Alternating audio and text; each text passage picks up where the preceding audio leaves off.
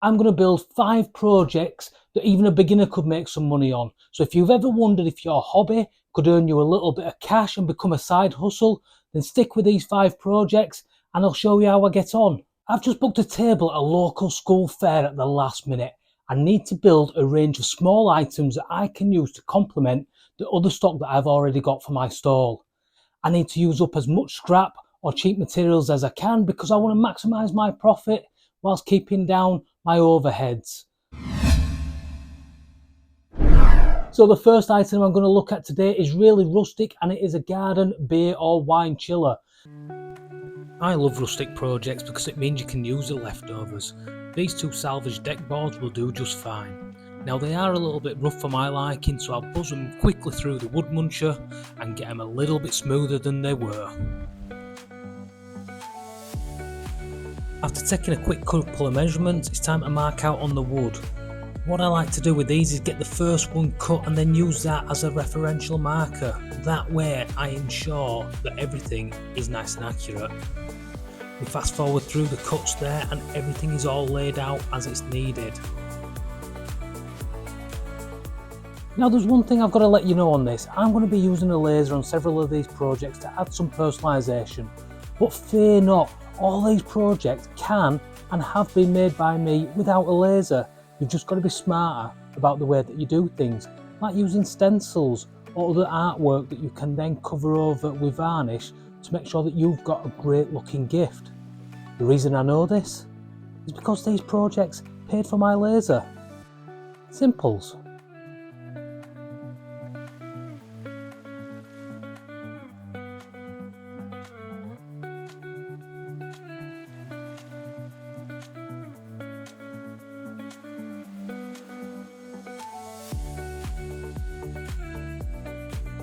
So the basic shape's coming together nicely. It's quite simply a box with a couple of supports in the bottom that have just been driven in with a couple of angled screws. Placing the tub and the wine chiller is complete. Nothing difficult at all there. So with this all built, let's have a quick look at the cost. You can find old deck boards that are still in a usable condition all over Facebook Marketplace. But worst case scenario, if you really had to, you can pick these up for about £7 to £8 at your local DIY store. This project took one big board and I even had a tiny little bit left over to make a bottle opener. Coming in at £30, this is a great profit maker for an hour's worth of work. Well worth the time invested for the money you will get on return. So for this second item, I'm going straight into my scraps cupboard. You don't need big pieces for this, and this is why this project is so fantastic, and it is a mobile phone stand. In total, you need to be able to get 2 pieces, one at 6" and one at 9". It's really not much more complicated than that, and if you can do this from your scraps, the bonus is you're into pure profit. The great thing I love about projects like this is this piece of scrap will make 2 phone holders. That doubles my profit. First of all, we're going to mark out those 6 and 9" markers before going over to the miter saw. You can use any sort of saw you want, just depends what you've got. You could even do this with a basic handsaw. We then look at how we're going to get them to fit together, and we need some sort of half lap. Again, I'm going to take a referential marking from my phone because it'll be silly if it looked the wrong size, and then I'm going to mark out the width of each board up to the halfway mark so we can chop them out and make the whole thing slide together. Again, simple projects that you can make at home with basic tools. Now my first attempt at using the bandsaw didn't quite give the result I wanted, so I came back and used my table saw, doing the outer markings first and then just chopping away at the inner pieces until I had the groove that I wanted. Quick test fit shows that it went together well after some minor adjustments.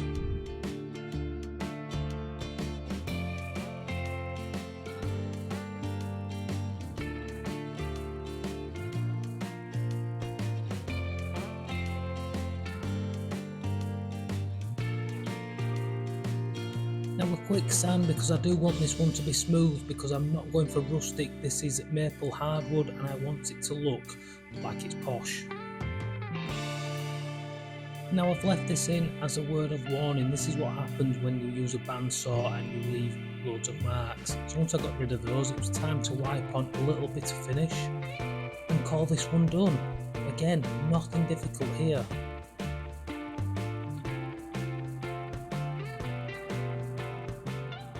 So now that we've seen the phone stand being made and there's several variations, let's break down the cost.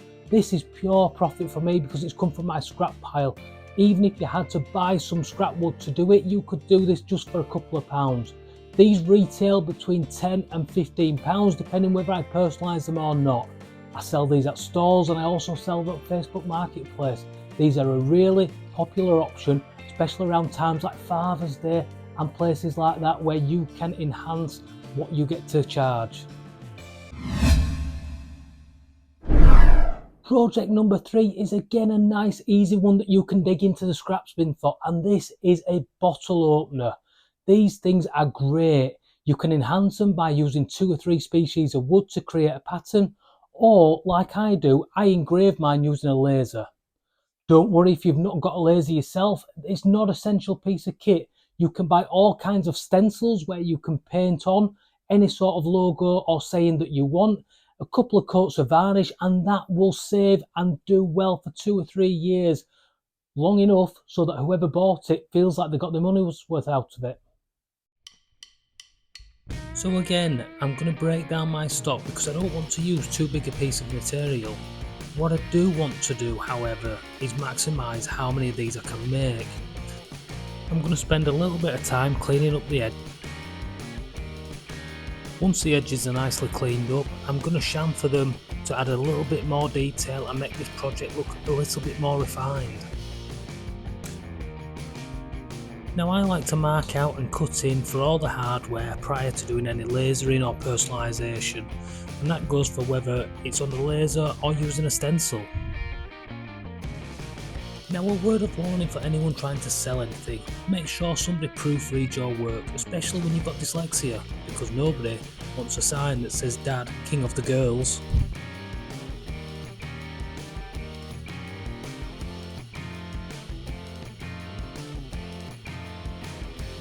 So let's have a look at the cost on this. Again, out of the scraps bin, it's not costing us anything, or at the most it's a couple of pounds in some offcuts from an offcut place.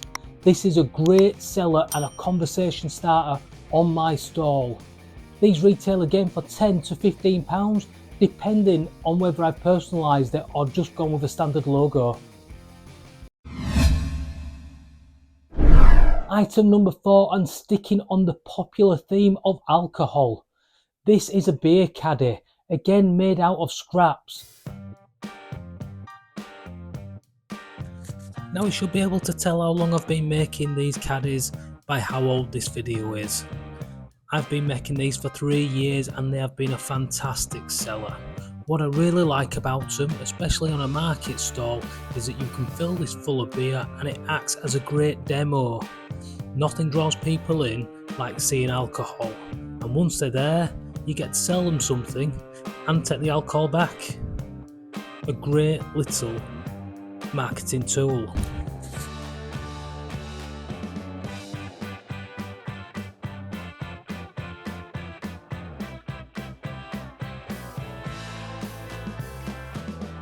And what I love about projects like this is that you can make templates and have spaces, and all this acts as is a vehicle to speed up how quickly you can make something. The quicker you can make it, the more scraps you can use, the more profit that you're going to make.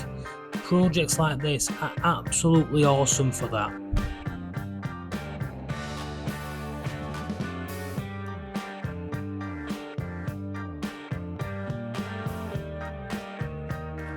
Now I've found that you need to go one or two ways with these. You need to make them super rustic, which is great because you don't have to put too much time into sanding or painting. You just need to make it look acceptable. Or you can go the other way and use hardwoods, but that's another story for another time.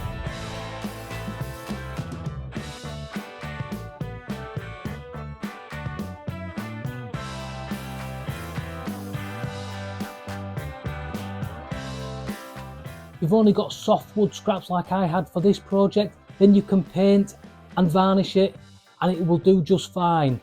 You can of course go the other route and make this a really posh one using lovely hardwoods. The only caution I would add there is no matter how well you make something like this, there is a ceiling price that people are willing to pay.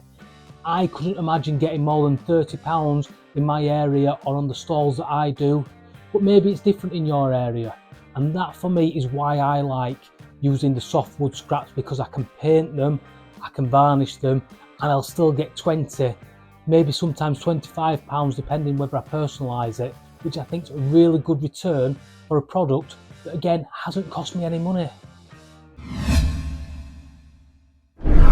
Project number 5 is a small chopping board. This is ideal for using in the home, or maybe if you've got a drink station where you might be making gin and tonics, where you might need lemonade or something similar. I'm very lucky. The last time I was at my hardwood dealer, I found an offcut for £1 in their scrap bin. So let's have a look how I turned £1 into a sellable item.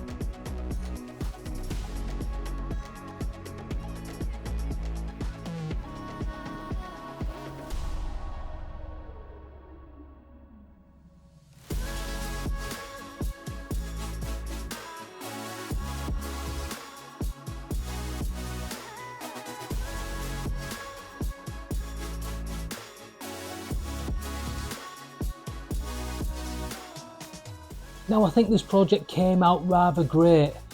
This cost £1 like I said before, and this will sell for £20 on my stall. That's a great markup for what is just an hour's work in between doing a couple of other projects at the same time.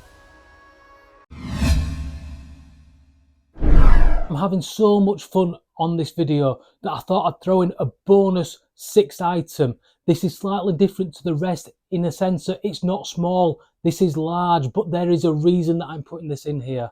On my stall, I like to have a high ticket item. This is for a simple sales reason. It gets people drawn into the stand, it gets them talking to me, and whilst often they won't come away with the high ticket item, what they will do is see the other smaller, more reasonably priced items around £10 and £15 and come away with a bottle opener or a beer caddy or something similar. Don't ever underestimate the value when selling of having a high ticket item that draws people in, only to divert their attention onto something smaller.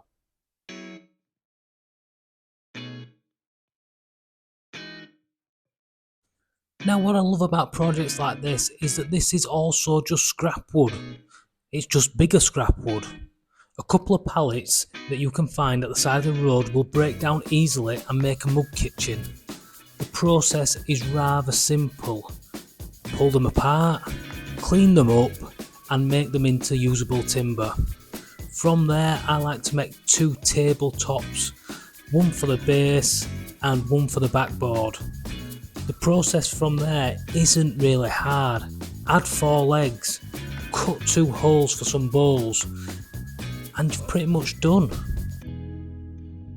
The only other thing that you have to consider for an outlay on this one is some colourful utensils. Bringing a pop of colour to a project like this draws people's eye and brings them over to have a closer look. Like I say, it's great if I sell one of these at a stall, but its real reason is to be there and pull in a crowd. From there, I get to showcase my other goods.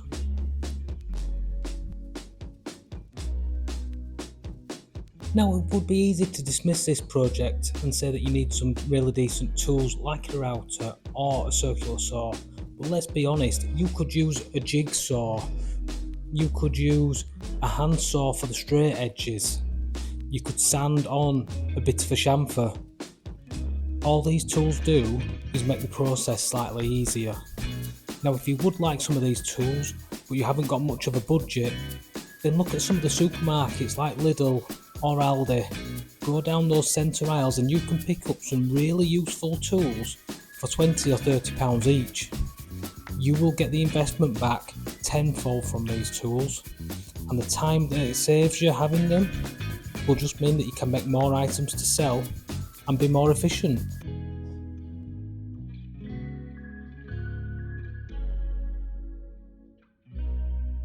Now, the key when using big panels or chunky legs like this is to have a dry fit. If you don't have a dry fit and you go straight for the glue up and it doesn't fit, you wouldn't believe the panic that comes across you. And as I'm getting older, and I'd like to say wiser, I like to live with as least panic and stress as I can. I learnt that one through experience.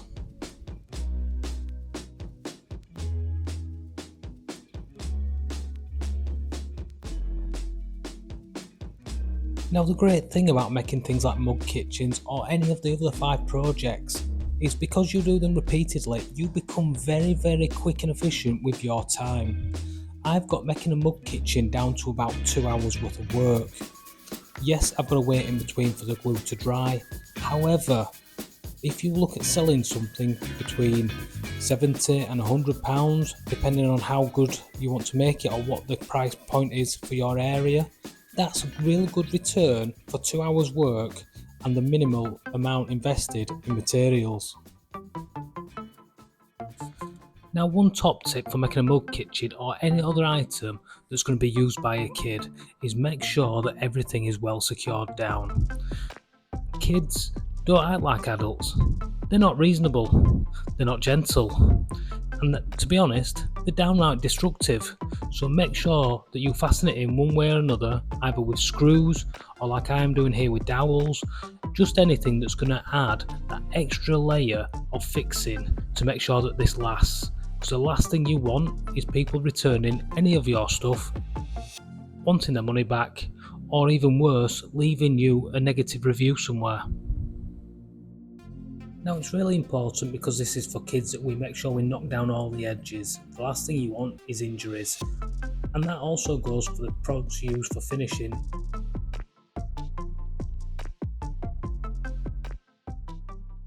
So this mug kitchen came out great. This one itself I sold for £80.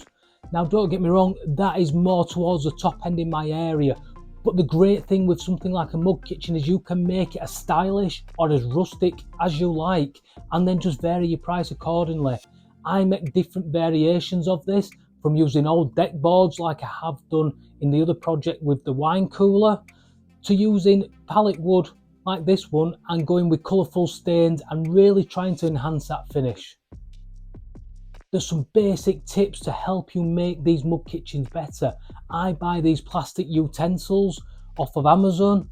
They're really bright, draw people's eye in, and again, only cost a couple of pounds, and you'll be amazed at how different your sales can be by including things like utensils for a couple of pounds. And especially if you source your materials for free or next to nothing, it's a small price to pay to make a 60, 70 or maybe even £80 sale that's going to keep some money coming in for your workshop, so you can buy tools, materials, or whatever you like to enhance your craft as you're going forwards. I'd like to say thank you very much for watching. I hope you've got as much value out of this video as I have got making it.